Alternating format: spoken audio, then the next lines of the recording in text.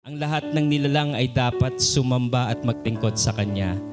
Maraming dahilan upang tayo po ay magpasalamat, magtipon, ngunit ang pinakamahalaga sa lahat ay ang ating kilalanin ang kabutihan at katapatan ng ating pong Panginoon.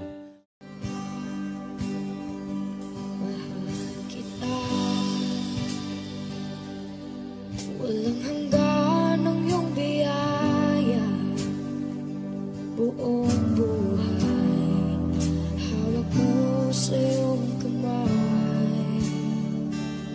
Mula sa aking pagmula hanggang sa pag-ibig, awitin ko kabutihan ng Diyos.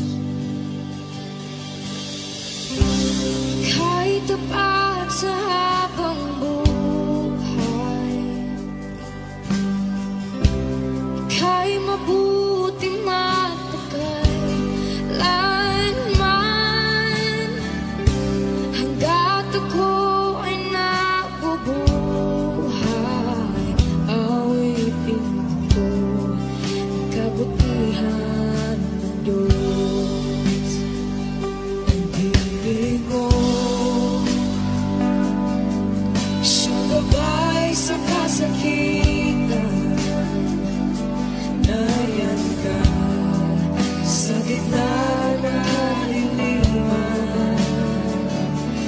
Ika'y aking kaibigan, Diyos aking Ama, at ako'y buhay sa kabutihan ng Diyos.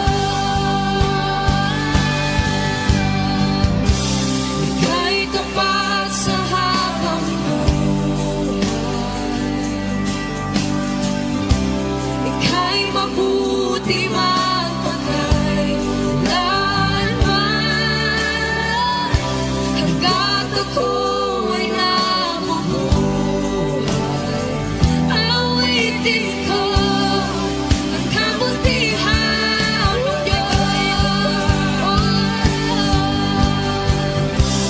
Ika'y tapat sa habang buhay, ika'y mabuti magpakailanman. Hanggat ako ay nabubuhay, awitin ko ang kabutihan ng Diyos.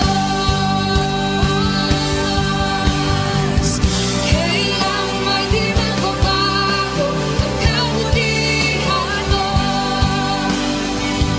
kailan may di magbabago ang kabutihan mo.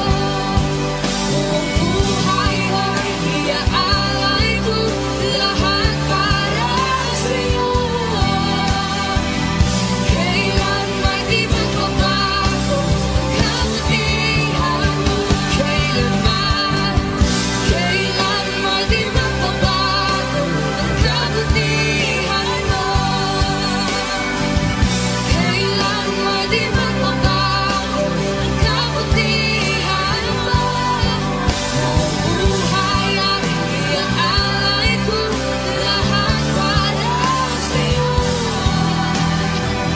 Kailan may di magbabago ang kabutihan mo.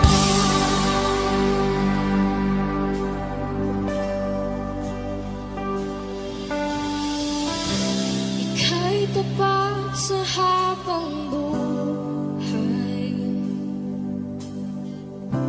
ika'y mabuti magpakailanman. Hanggat ako ay nabubuhay, awitin ko ang kabutihan ng Diyos.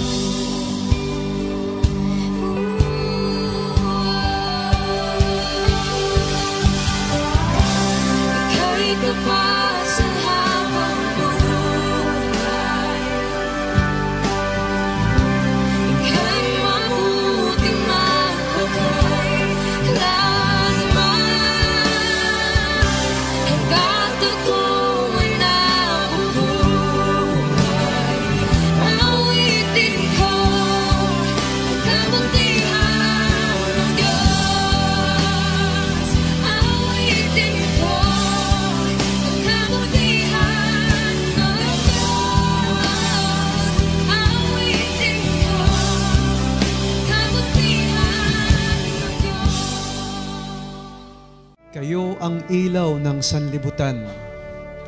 Ang isang lungsod na nakatayo sa ibabaw ng burol ay hindi maitatago. Wala din namang taong nagsisindi ng ilaw at pagkatapos ay inilalagay iyon sa ilalim ng malaking takalan. Sa halip, inilalagay iyon sa talagang patungan upang matanglawan ang lahat ng nasa bahay. Gayon din naman, dapat ninyong paliwanag ang inyong ilaw sa harap ng mga tao upang makita nila ang inyong mabubuting gawa at papurihan ang inyong Ama na nasa langit. Tandaan po natin, ito po'y sumasagisag sa kung ano tayo na ninais ng Panginoon. Pasalamatan natin siya, papurihan natin siya sa kanyang ginawa sa buhay ng bawat isa sa atin. Ama naming Diyos na makapangyarihan sa lahat, kayo po na tumawag sa amin mula sa kadiliman. Kayo po na nahabag sa amin.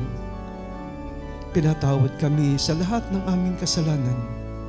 Nilinis kami sa lahat ng aming karumihan. Tinuruan kami ng iyong mga banal na salita, ang katotohanan sa buhay upang kami ay magliwanag sa aming kapaligiran.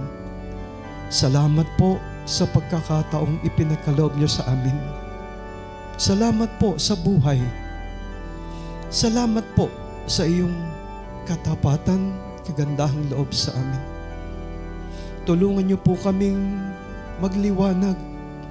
Hindi mamatay ang ilaw dito. Na kami po ay magpatuloy na maging matapat, maging matatag, maging malakas. At laging iniisip na kayo yung aming ipahayag. Kayo yung aming parangalan. Kayo yung aming ipangaral. Magkagayon ang mga tao sa paligid namin ay kikilala din po sa inyo at magiging liwanag sa madilim na aming pong kapaligiran. Samahan niyo po kami, Ama. Tulungan niyo po kami. Patnubayan kaming patuloy ng iyong banal na Espiritu. At maranasan din naming patuloy ang katagumpayan sa pangalan ng aming Panginoong Hesus na tumawag sa amin. Salamat po sa pagkakataong maging makabuluhan ang buhay namin. Salamat po sa liwanag na tinanggap namin na mula sa inyo.